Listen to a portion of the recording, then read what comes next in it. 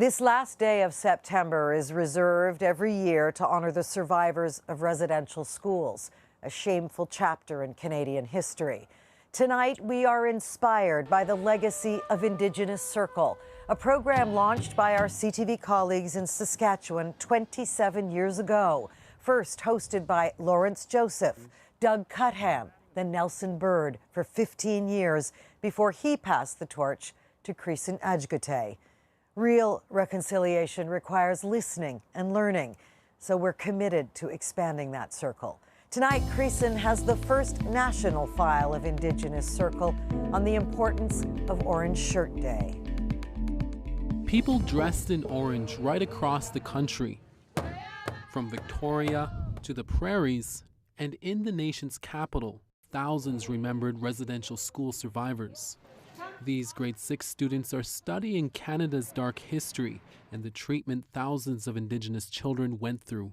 They took them from their families. They didn't have a choice. I felt that this wasn't very fair, and I'm glad that we're trying to fix things now with them. The younger generation learning about the history is welcomed by 87-year-old survivor Fred Gordon. Yeah, a lot of terrible things happened there. He attended residential school in Lebret, Saskatchewan for 5 years. I used to watch a lot of stuff go on. Lots of terrible stuff.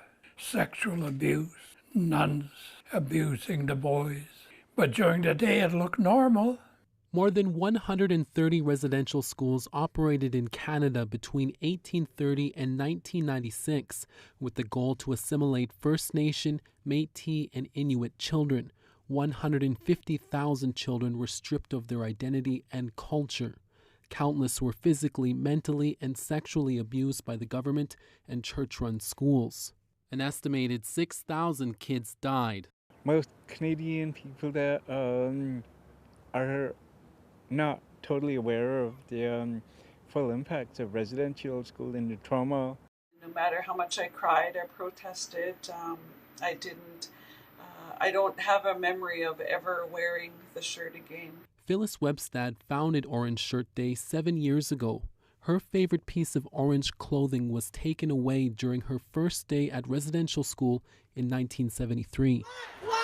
During a time of heightened awareness of deep-rooted issues surrounding race, Webstad says the day is now more important than ever.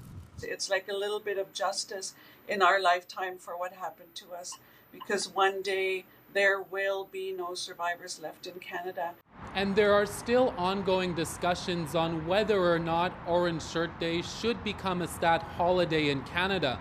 Webstad says she would like to see that happen, as it would give the day a greater impact across the country. Creeson Agecoutay, CTV News, Toronto.